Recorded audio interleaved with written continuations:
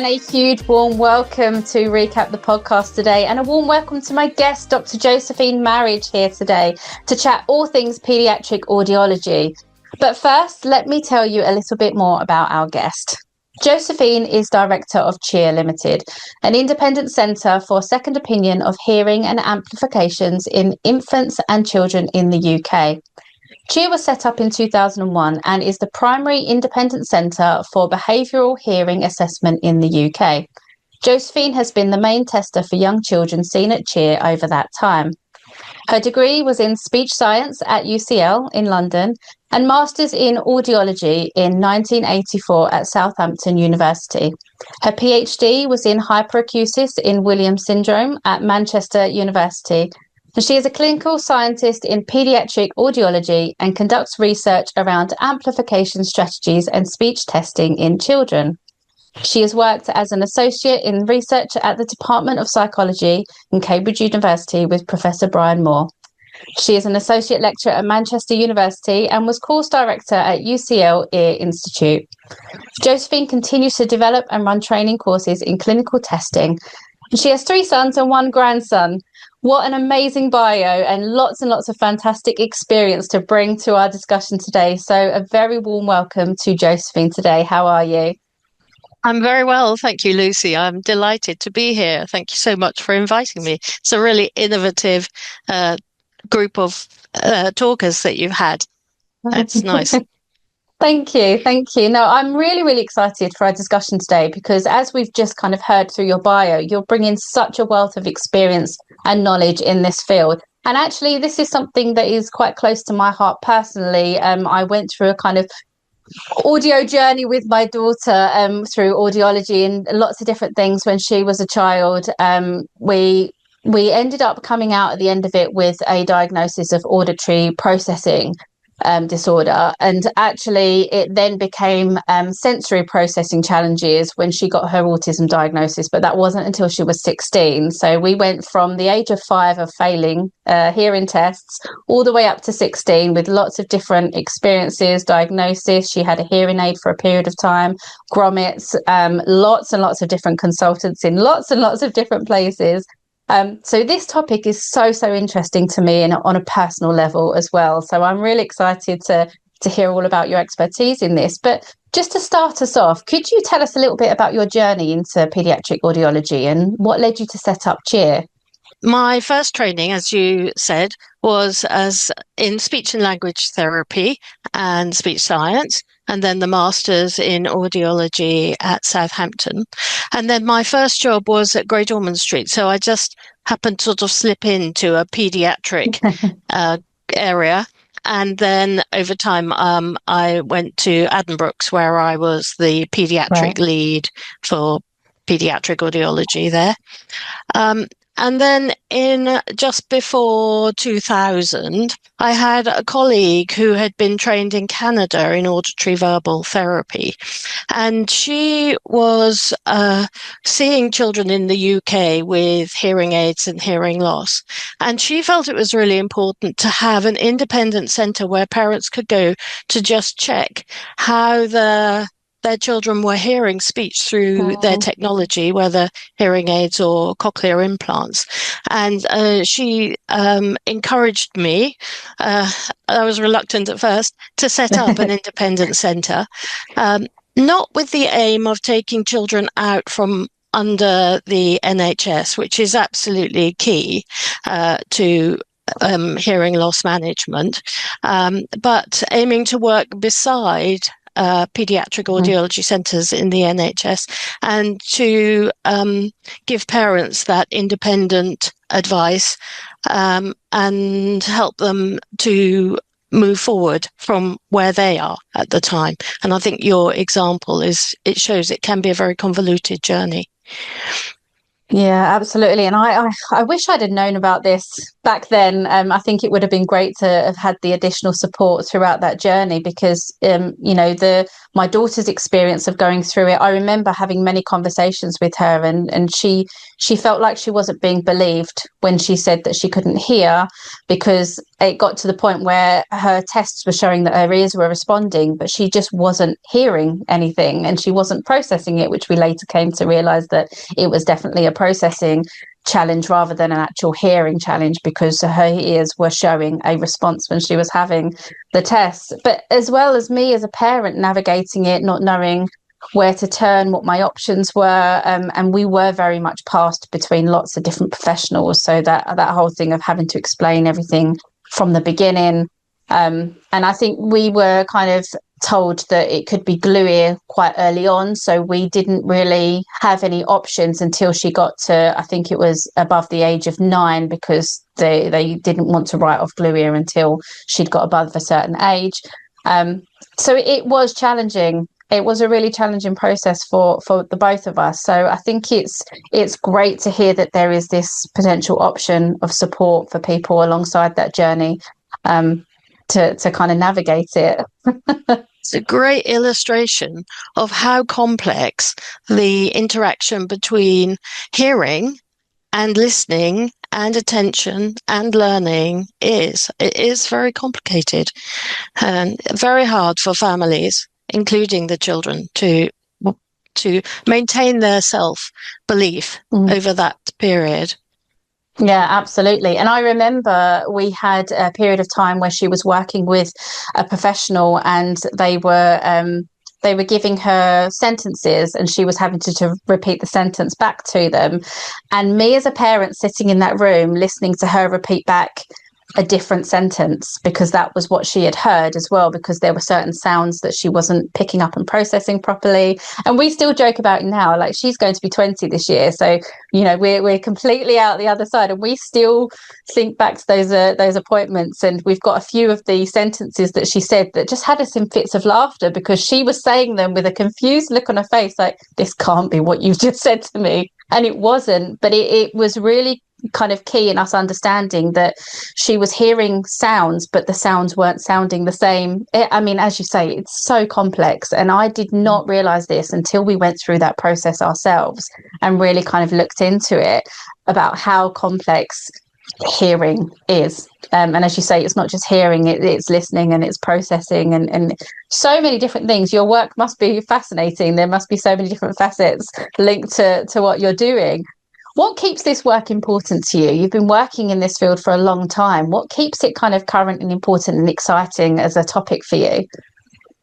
Really is still. I am still the main tester for children's hearing at CHEAR. So I'm sitting on the little chair with a 2-year-old trying to attune to what it is that how they are learning and communicating. And it still is. I'm still really enthusiastic for it. It's really inspiring to be able to demonstrate something that a child can do. Sometimes the parents haven't seen them do that before. That is really inspiring. And you constantly learn from the children and families that we meet. So there's never a day where you haven't learned something new. I think as an audiologist, the role is really important, because you can make a huge difference to somebody's life by relatively small changes, whether it's a child or an adult, by managing their technology or their hearing needs, which is really quite a privilege to be able to make a difference with a relatively small adjustment. And there's always challenges over time from families and small children, as you know, we all know.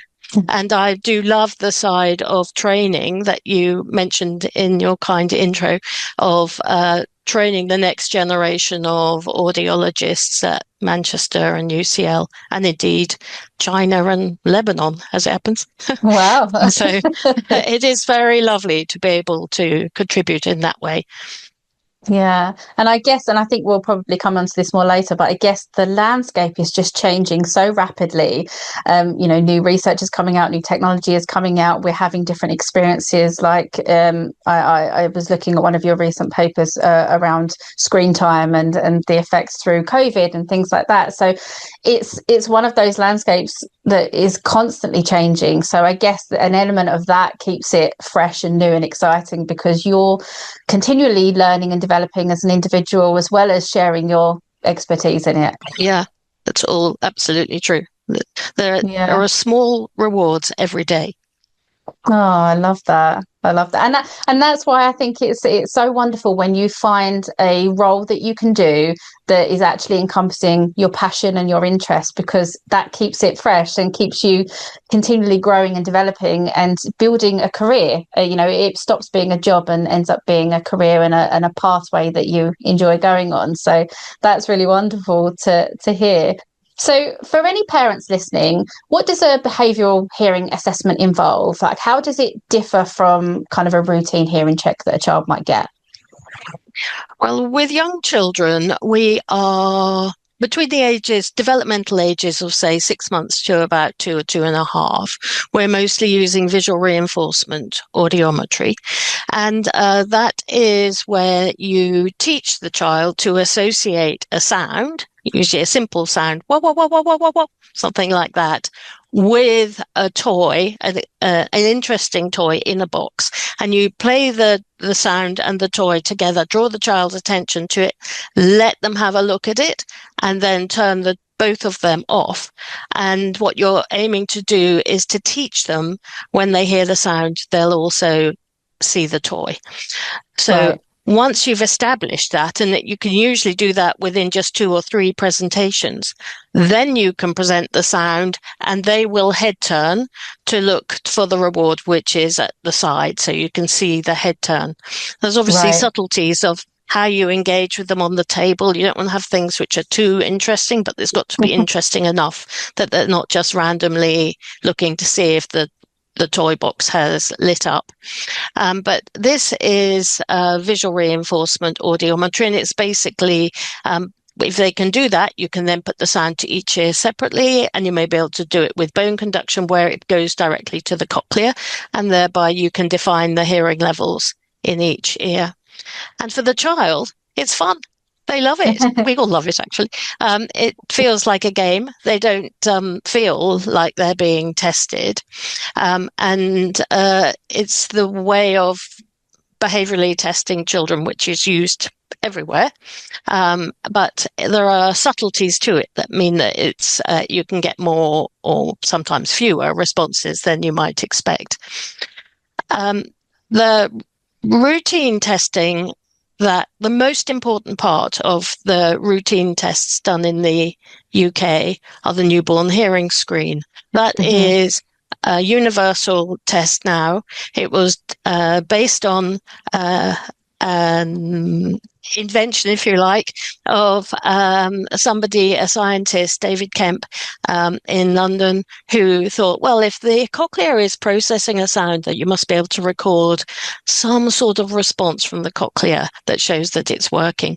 And that is what the newborn hearing screen is based on, and it's used in developed countries all around the world. It's absolutely changed the outcomes for children born with permanent hearing loss. But not only that, but because you're doing it right from start, from newborn time, it has taught audiologists that it's absolutely crucial to get sound in, to develop the neural networks for hearing as early as possible. That this is a time-sensitive period in which you have to get sound in order to have the neural networks for hearing later on. And that has been really key. And it is why it starts so early, this process of trying to find hearing loss in small children, and then get sound in. Pretty tough for parents at that newborn stage, but for good reasons, that you have to do it in this time-sensitive way.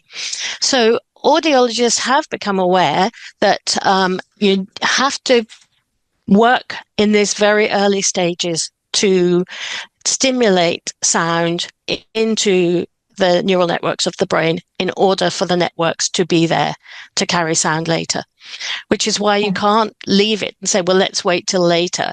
It can't happen later. So the early screen of hearing has really changed outcomes for hearing impaired and deaf children. And now, if you haven't got enough hearing in the cochlea, you have cochlear implants. And again, early is better. There is also, in some areas, a school screen, which is done in reception or year 1, where you test the hearing of children. Because although the newborn hearing screen is really good at picking up children born with permanent hearing loss, there are an equal number, in fact more, of children who either go on to develop a hearing loss or have fluctuating conductive hearing loss, like your young daughter at the time. And so this, the gap between birth and then sometimes a school screen is quite long. And so one's reliant on other systems, including that families are going, something wrong here. My child's not developing speech as they should. And that the systems have to be very receptive to parent input and from other professionals too, which is exactly what you describe. And so the newborn hearing screen is key, but it's not enough on its own. Yeah. It's really interesting because, I mean, first and foremost, I didn't realize the sheer importance of kind of activating those lines of listening that early on. And we know that newborns have the hearing test, and it's just a standardized test that happens everywhere. But I suspect that I'm not the only person that didn't realize the importance of getting that in there, and that was why it's done so early. And that kind of gap between that one and then the next time that your child's hearing might be tested. And I know in my experience, when I started noticing it, it was because I noticed that if I was standing behind my daughter and I spoke to her, she wouldn't respond to me. And I'd have to be in front of her, and she very much would look at my mouth when I spoke. And she lip read. I later came to find out she kind of lip read for a long period of time to like fill in the gaps when she was struggling to hear and understand me as she got older. But it was only because I kind of started noticing, oh, actually, when I stand behind her and I ask her questions, she doesn't actually respond to me, or I have to kind of really like tap her on the shoulder and let her know that I'm talking to her.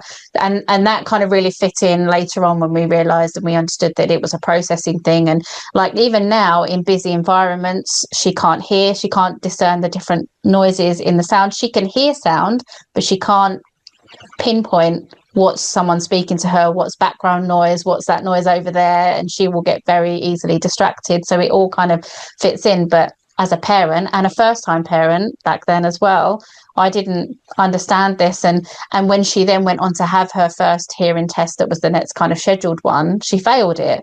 And I guess for me, that validation as a parent of, oh, I was right. Like, it wasn't me imagining it. It wasn't her just being, a toddler and choosing not to listen to me. She genuinely couldn't hear. And I wonder, thinking back to what you were saying about kind of fluctuating, and because she did fail hearing tests initially, but then as we progressed on, she stopped failing them and her ears were showing response, but she still wasn't processing it. So I wonder if there was an element of that fluctuation where she did have hearing loss and then it became a processing thing. I don't know if that's something that can develop.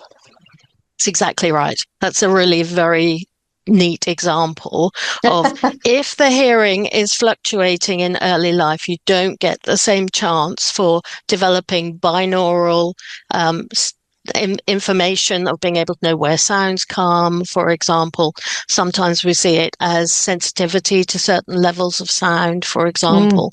But it is recognized that one of the reasons for children going on and as adults having difficulties with processing sounds around in a complex listening environment is because they had fluctuating hearing in early life. associated with glue ear or ear infections or combinations of the two. And there will be times where their hearing is fine. Over summer months, fewer colds, less infections, etc.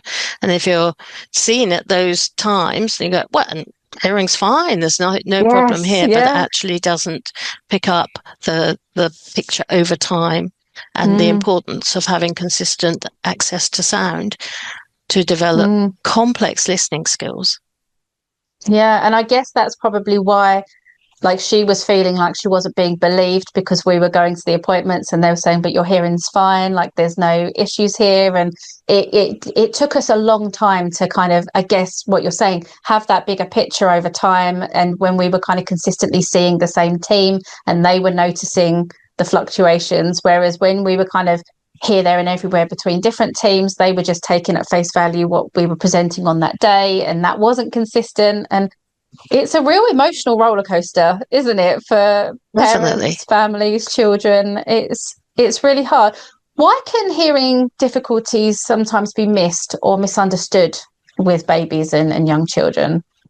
There are many different things, like factors, that can impact on a child's listening, speech acquisition, and their learning in the early years. And there are children who don't hear signals well, and there are children who don't respond to the signals, even though they do hear them well at times or consistently. And what we're seeing is children who their hearing mechanism works, but they're not responsive to sounds around them. And that's really complicated. It's really hard for parents to say, well, they seem to hear when they want to, or, they can give examples of sounds that the child does respond to. And therefore, it really is unpicking the different factors to be able to work out what's impacting on a child's rate of language acquisition or communication, which is usually the trigger. People going, oh, I can't, this isn't coming on as fast as some of his friends are, for example. And so it's complicated to be able to unpick. Can they hear? Are they hearing consistently? Are they responsive to sounds, or are they more visual in their processing? Which, with your daughter, there she was, trying her very best to communicate. I can watch my mum and I can work out what she's saying by seeing it. Isn't that smart? I mean, it's amazing how children use whatever is available to them to be able to get as much information as they can to communicate. But there are always difficulties when you're trying to work out, is there a hearing factor in here? Or is it broadly an attentional factor? Or, of course, both. Children whose speech is not developing because their general communication isn't developing still can have glue ear. They can still have fluctuations in their hearing and ear infections. So it can be even both. And, of course, it's requiring really careful testing to be able to work out which of those factors are crucial. And I think that is the challenge.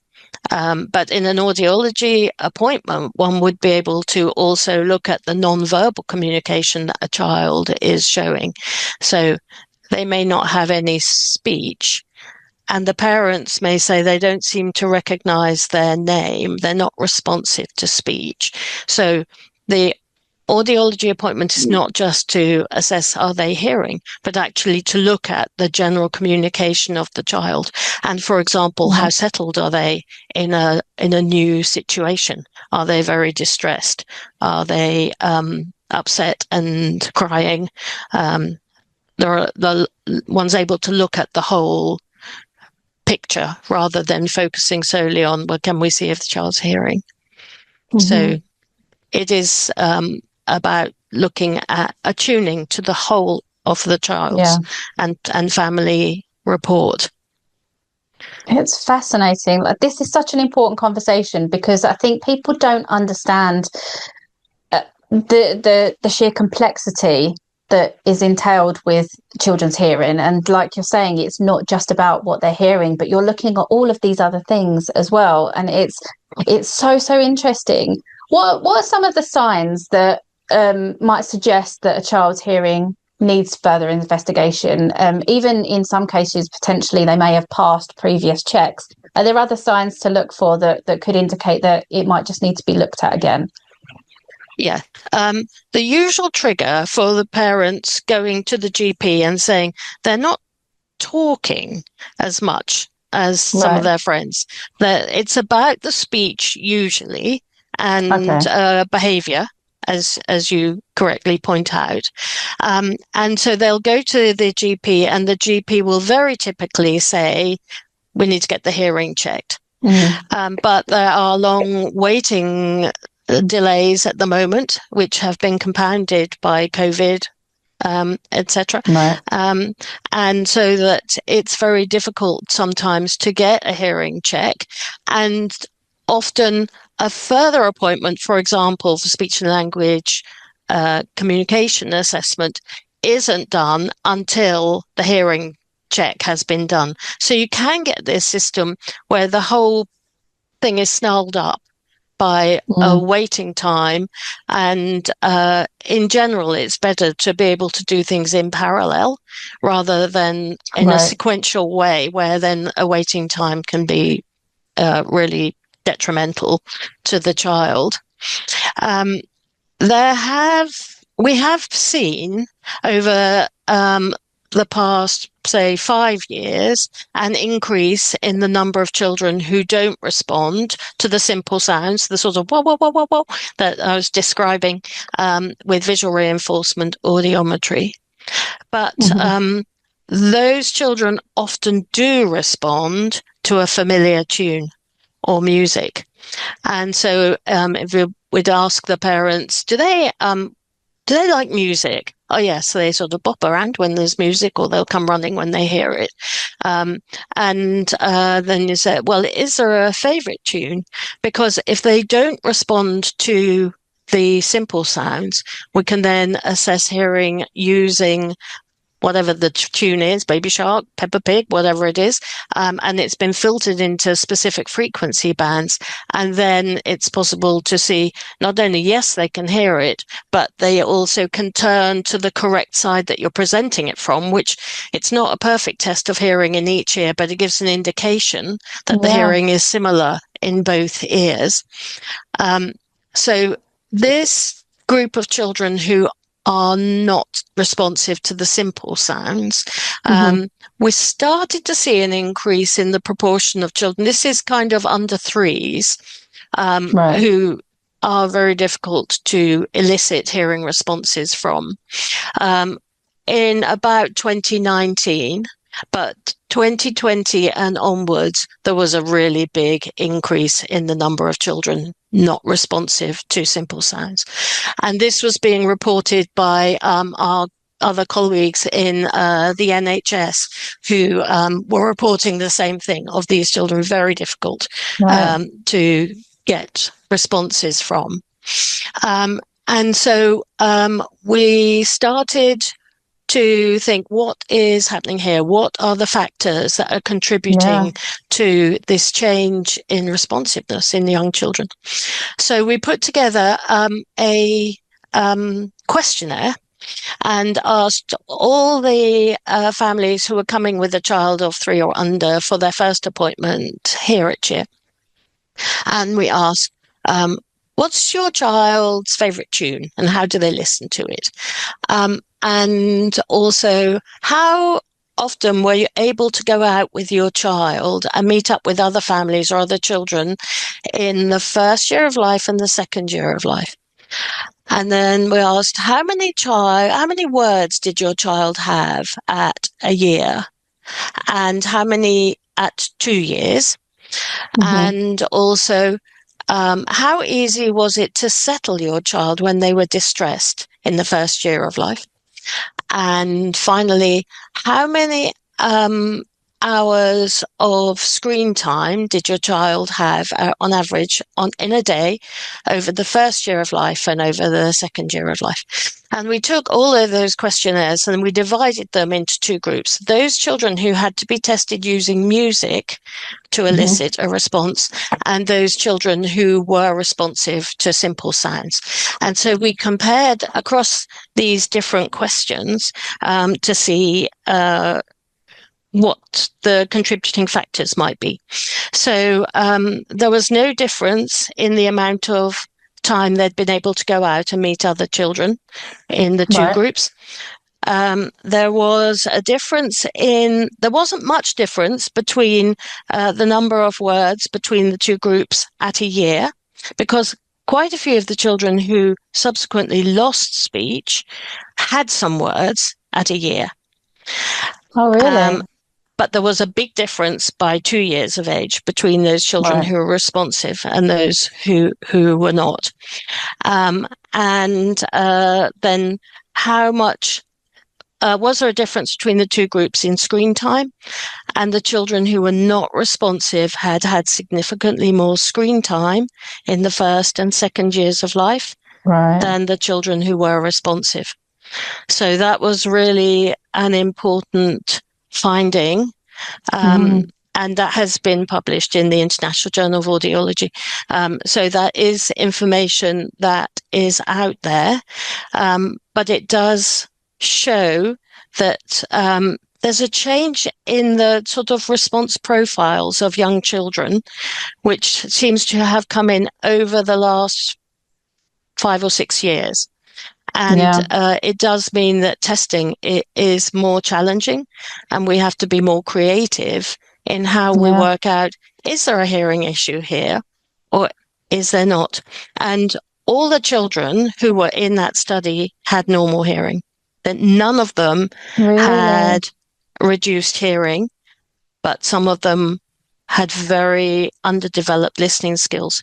They were more visual in their processing than auditory. So that has been a really important project to do and to understand the importance of it. Yeah, absolutely. I think what I'll do is under the episode as well, I'll put a link to that paper because I think that you've sent me that paper, haven't you? That I've read that. I'll put a link under the episode for anyone interested that they want to kind of read in depth about the study, because I think it's fascinating. And I think we hear a lot, don't we, around kind of the impact of technology on our children's development in the early years. And I think it's really interesting that the kind of changes over the last 5-6 years since we had the pandemic, since there was an increase in things like an increase in technology, a decrease in the amount that young children are able to go out and mix and meet with other children and families. I've got a few friends that had children over that COVID period, and obviously like the mum and baby groups weren't running at the time and things like that. So, I mean, there is so much research going on and still going on about the effects of COVID on our children's development. So this is particularly interesting to see some of the factors that may be influencing the listening, as you say, rather than the actual lack of hearing. And they're two different things. And I think that's something to really hit home, is actually hearing and listening and processing. Like, these are all different elements of hearing, aren't they? They're not kind of interchangeable. They require different skills. Right. Yeah, they do. And that is, we see the equivalent in children who have hearing loss, who have hearing aids and cochlear implants, for example, that they are having to use cognitive effort to hear and understand. They're hearing some of the speech signals, but they're having to use brain function to work out what's being said. And that can leave them very tired at the end of the school day, or sometimes even demoralized and disengaged from the learning process, because it's exhausting. It's just exhausting.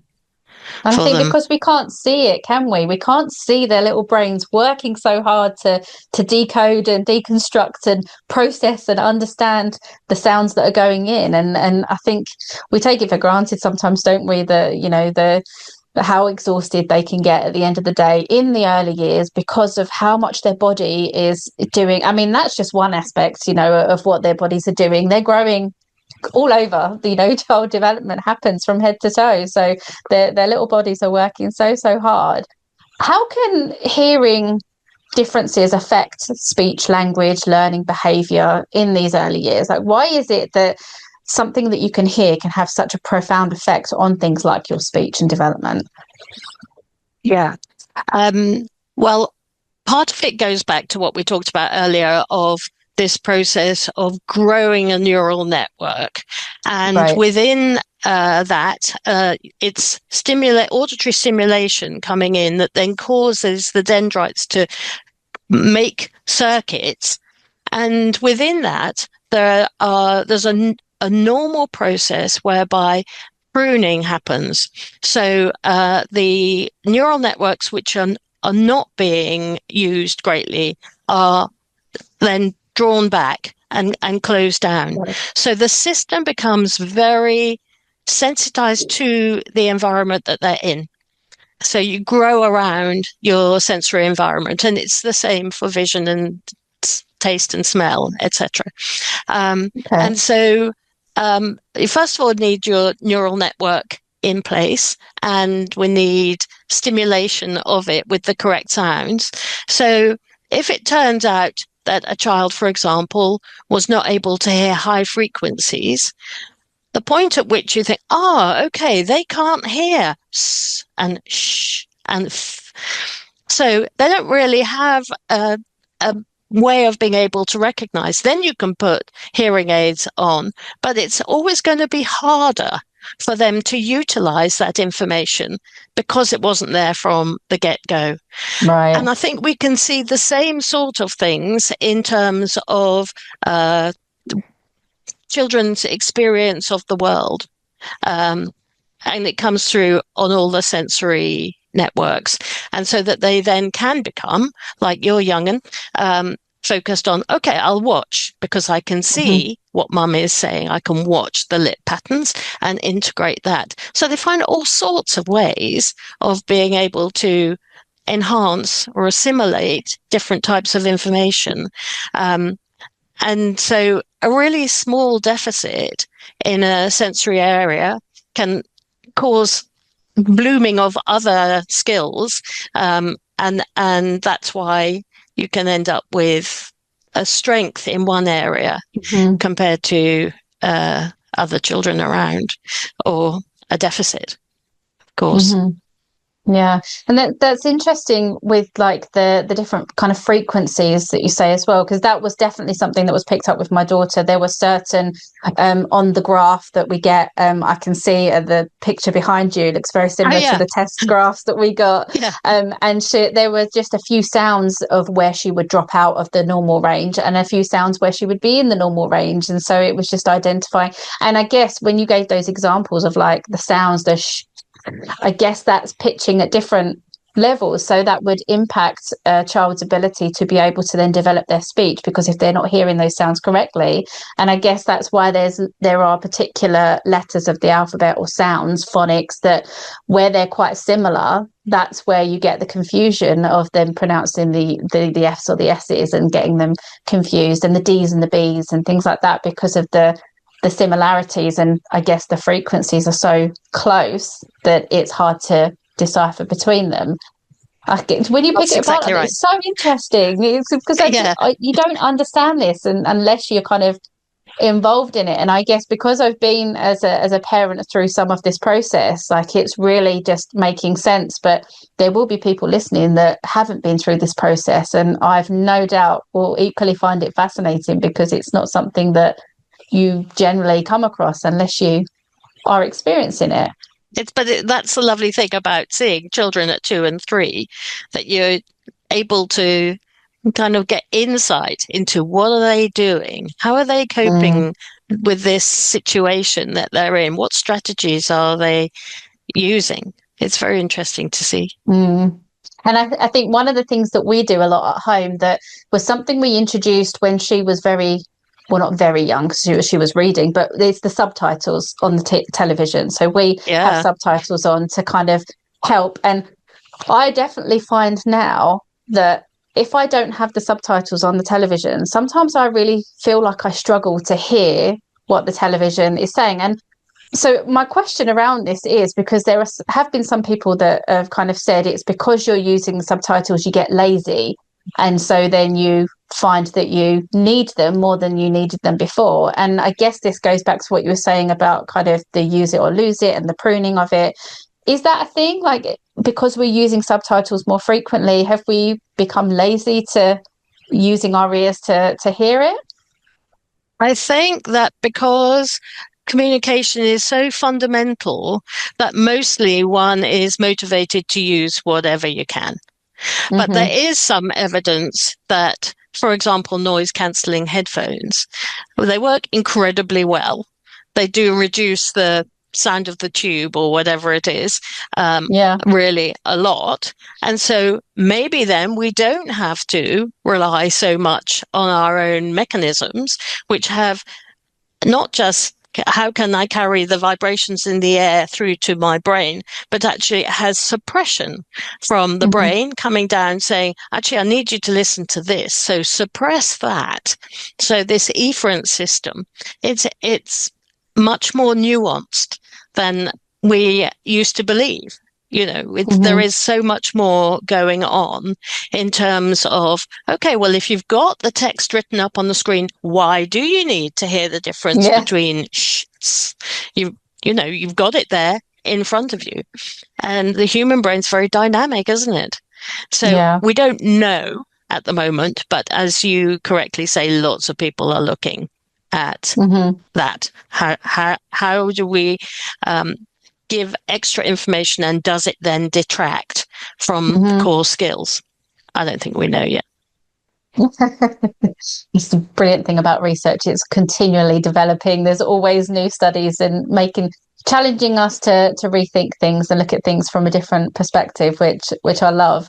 I want to touch Yeah. upon kind of hearing aids and amplification and support and things like that.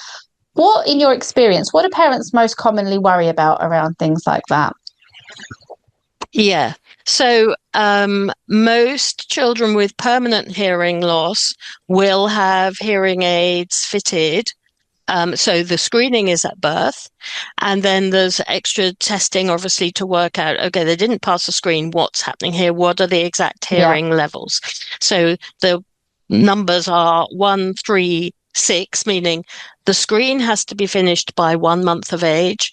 The extra testing to actually define hearing levels needs to be finished by 3 months of age, and hearing aids need to be on by 6 months of age, or some sort Wow. of, yeah, it's early, That's isn't really it? quick. Yeah. Yeah. And so parents, in the majority of cases, were not expecting their child to have a hearing loss. Why would they? There's nothing in the family history or whatever it is. And then out of the blue, they get this shocking news that your child can't hear or can't Mm-hmm. hear enough. And so by the time hearing aids are fitted, which might be between 3 and 6 months of age, here is this very visible sign of my child is not the same as everybody else's child around us. Yeah. And a major role of the audiologist and the team around the child, which maybe includes speech and language therapists, hearing support teachers, etc., is to help the parents through this process. And there are some, you've probably seen them online, really very uplifting moments where a child with their new hearing technology, wow, looks Yeah. towards the person they clearly are, you know, really engaged with. There's Yeah. something different here. Sometimes there's a big smile with it. And those things are so important in helping parents feel like, wow, I didn't want to be in this situation, but I can see why this is a stepping stone towards Yeah. helping my child to fulfill their communication potential. And Mm. So that is really a key role of audiologists and all the team around the child to help the parents see the technology as something which is helpful and then ameliorating their child's future, if you like, but it looks ugly and wow, we've only ever seen hearing aids on people in older life. That is all changing because hearing aids work better. More people wear them at different stages of life. And it's kind of sometimes even kind of techie. And rather than being just, oh God, this isn't what I wanted to be. So I think it's the visibleness, but if one can see it as this is the thing that's going to allow your child to develop that neural network, to understand your speech, to be part of their whole community, then the message is different. It can be different. But every family is different for that. Yeah. Has it changed a lot over time in terms of like the strategies or the technologies that are available to help support children's learning? Are there lots of kind of different, because obviously we hear about hearing aids frequently. We had experience with hearing aids, we had experience with grommets, and obviously we've touched upon cochlear implants as well. Are there any other kind of strategies or technologies that are used, and has this changed very much over time? The single most important thing was the newborn hearing screening. The use of cochlear implants has been phenomenal because here is a thing now which allows children who have really no potential for hearing through hearing aids because there just isn't enough hearing there. These children now with cochlear implants can really be on a par with other children around them, which is extraordinary. But it includes that time sensitive part of catching early the potential for growing the system. And I do think it's really important whenever you see online or whatever, a child sort of looking engaged, smiling, like, wow, I can hear. If you think of the neural networks all actually growing at that moment, which they are, it is extraordinary how we can change the system by getting the right technology in at the right time. The timing is the important bit, and seeing it that this is going to help. Rather, I hate this thing. Yeah. Do you think there's going to be more development going forward? I mean, obviously, we don't know the answer to this. This is just opinion. But do you think that there is going to be developments going forward for new, even better technology to help support things like this going forward? All the time there are improvements in how hearing aids work, how well they're fitted, how it takes into account the tiny size of the ear canal, how that impacts on the amount of amplification you need, how cochlear implants are developed. There is also work going on in stem cell and hair cell regeneration, but it still needs to be early because it's the same point. You have to have the network in place to get sound along from the hearing organs to the brain. You need to have the networks. So, and it used to feel like that was something in the future, and definitely some things are happening now for some specific genes, for example. It's happening incredibly quickly and in an integrated way for some types of hearing loss, not for all, but for some. Interesting. Oh, exciting. And we look forward to hearing about that as it unfolds. I'd like to talk a little bit about your PhD. Your PhD was focused on hyperacusis. Can you explain what that is, first and foremost? Because I myself, I don't know what that word means. So it'd be great to kind of explain what hyperacusis means, and if I'm even pronouncing it correctly, and how that kind of shows up in children. Like, what is it? Yeah. Okay. So hyperacusis, it's a slightly misnomer, but it's a term we use to mean sensitivity or discomfort or intolerance of sounds that would be tolerable to most people. Right. So Okay. I can't stand that sound. Right. Okay. And I was looking at it in Williams syndrome, which is a genetic syndrome. And hyperacusis is a really common feature of that group of children and adults. And so it was an opportunity to try and work out what is it that's causing it. And it's there really from early life. So I remember a mum saying, yes, I'd come home with my new baby and it was just before Christmas and I was wrapping presents. And every time I took the sellotape off, a piece of sellotape off the roll with that noise, the Yeah. child cried. Yeah. So this was a baby of 2 or 3 weeks old who subsequently was diagnosed with Williams syndrome. So very Oh, clear examples of this. So there must be, well, it's very hard to really define hyperacusis in most situations. But in this group of people, it was the possibility to look at, is it something in the ear? Is it something in the brain? Is it something, is it learned? Well, not 2 or 3 weeks of age. And my results a long time ago now did show it wasn't anything primarily in the hearing mechanism. So maybe it was more to do with the metabolic system of the child. It still hasn't really been totally proven one way or the other, but it wasn't primarily that, more sound was going to right. the brain than was expected. And also people who have hyperacusis and aren't able to tolerate levels of sound, which most people can, don't have sort of super hearing on that chart that you described, like the one behind me, showing, okay, and they can hear at minus 10 decibels. No, they can't. They can still hear at around 5 or 10 decibels, same as most other people.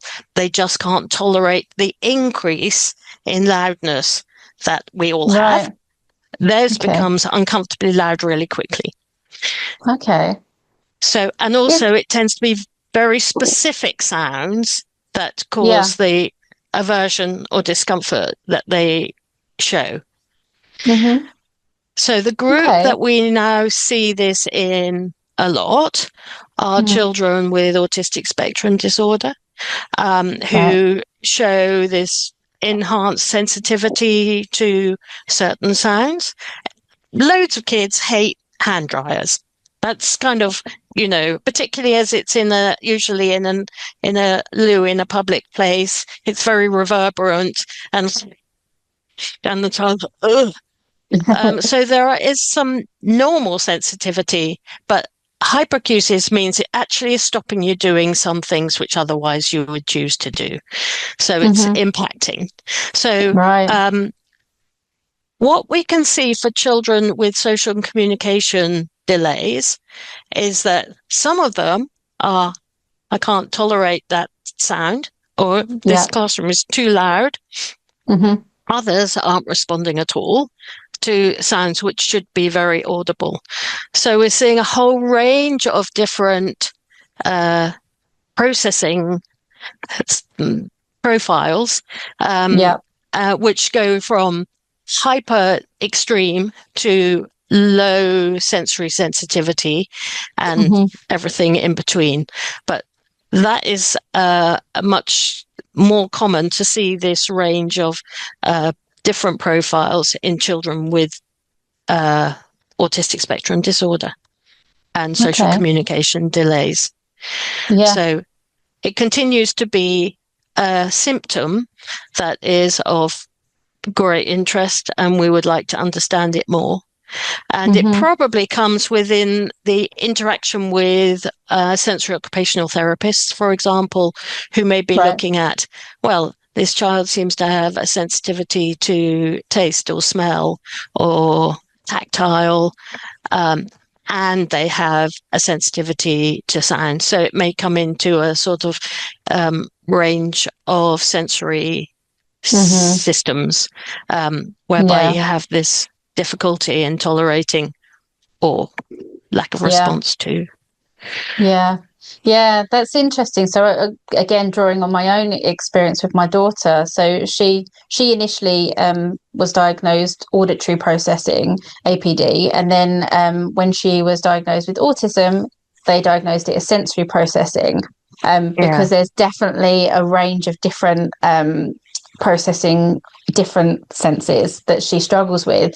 And so for her, when it comes to sound, I distinctly remember this moment because I didn't know what to do in the moment as a parent.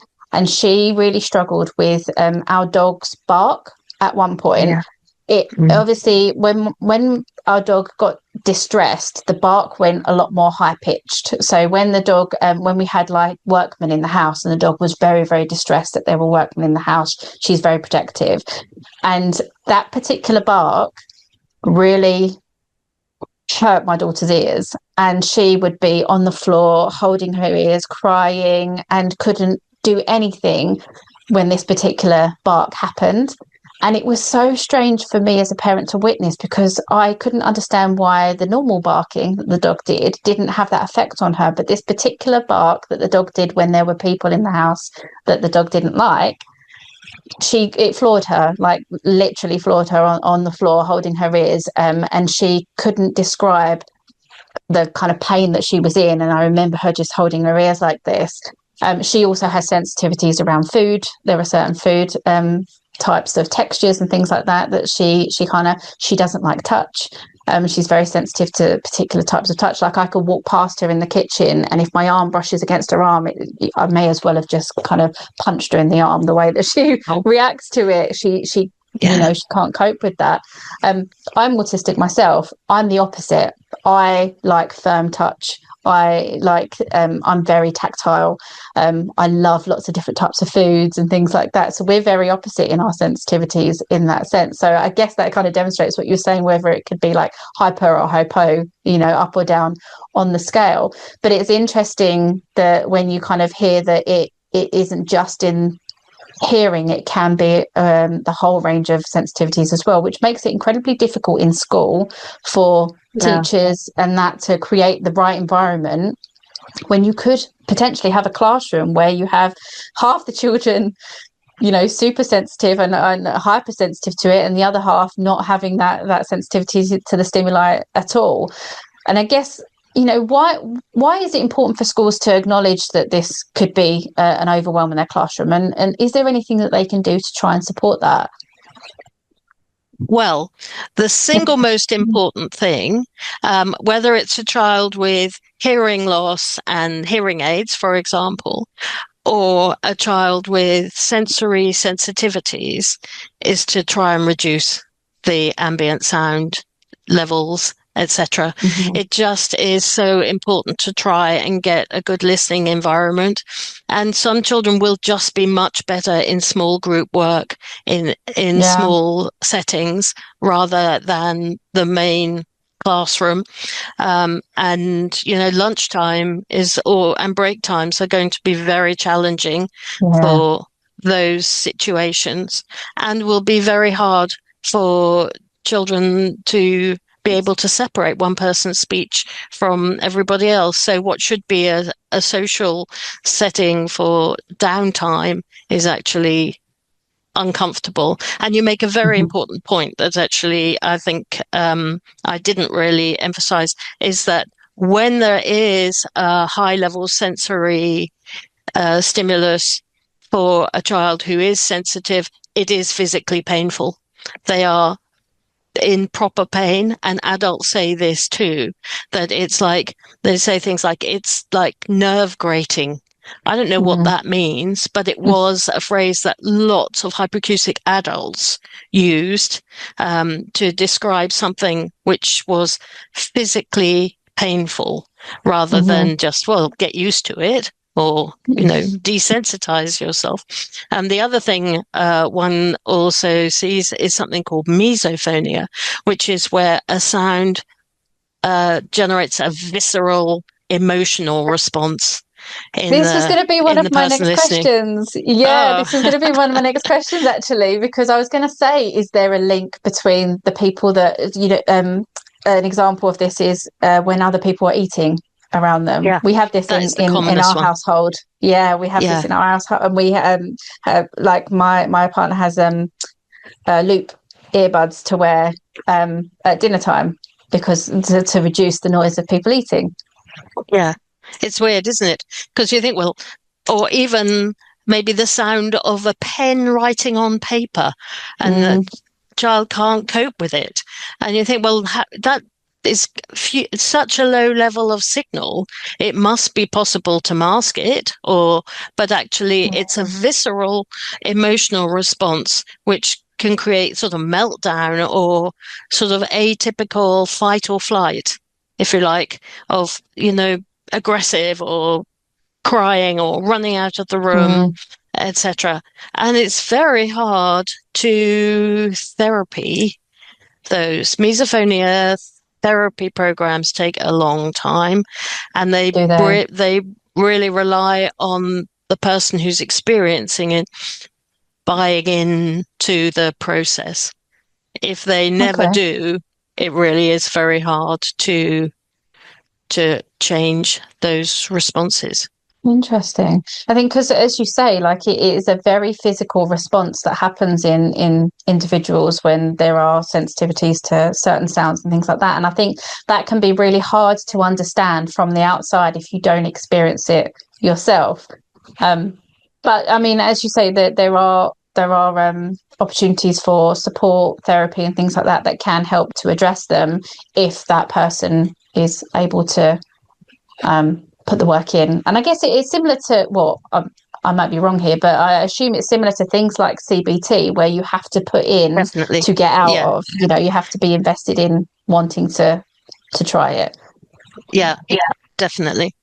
Yeah. Yeah. So just to kind of bring our conversation to a close, and thinking about supporting anyone listening who might be experiencing hearing assessments or navigating this kind of pathway with their young people.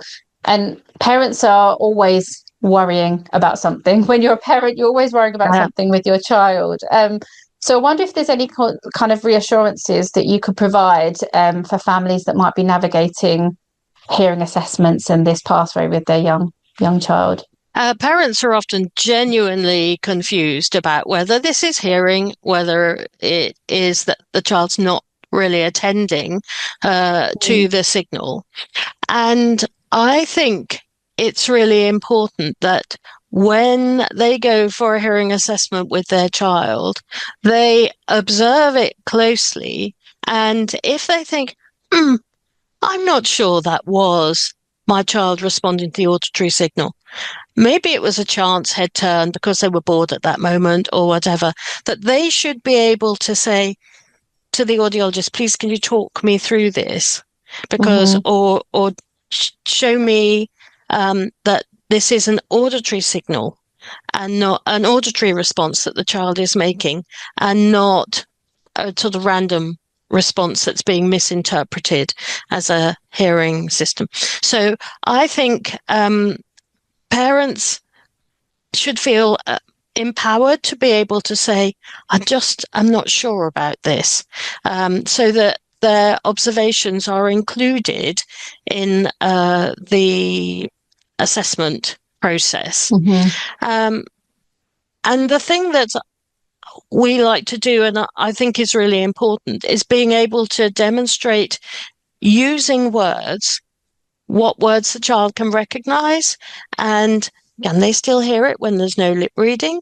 And when then the signal is brought right down to a low level, can they still pick up the speech? Because those are the things which help parents to be able to say, okay, I can see that they can do that. Or it may be that they respond by turning their head to the correct side of presentation for a filtered tune, something like that. So parents being empowered to be able to ask a bit more is good, I think. And a good audiology service will be pleased to incorporate that, and to have people saying, I'm not sure. Can you check that again? Yeah. I think as parents, we are sometimes worried about questioning, aren't we? Especially when we go into appointments with professionals and we aren't the professional, we aren't the expert in what we're doing, we don't understand it. Sometimes it takes a lot of confidence and a lot of strength as a parent to just say, hang on, can you explain that? Can you do that again? Can you walk me through that?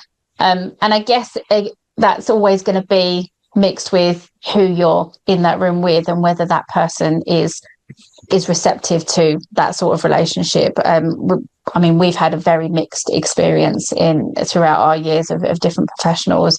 In some rooms, I felt able to ask those questions. In other rooms, I didn't. So I think that's a really key thing to kind of say to parents. And I'm glad that you've brought that up. Is that kind of reassurance that you do have the right to ask those questions. It is okay, and generally people are receptive to supporting you through that, because ultimately if you understand your child's experience, or what the professional is trying to gain from that interaction, then you can support outside of that consultation room and at home, and take that conversation into your child's school, nursery, educational setting, or wherever.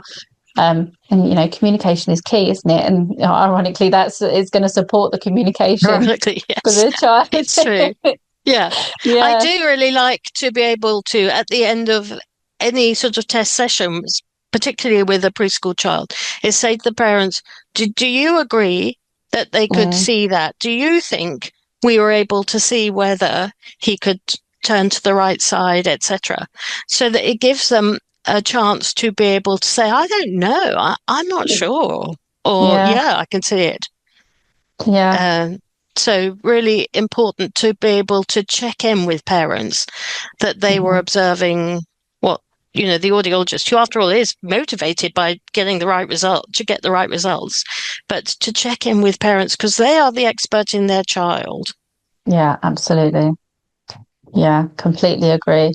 I think we've covered a lot of information, a lot of complex information in our discussion today.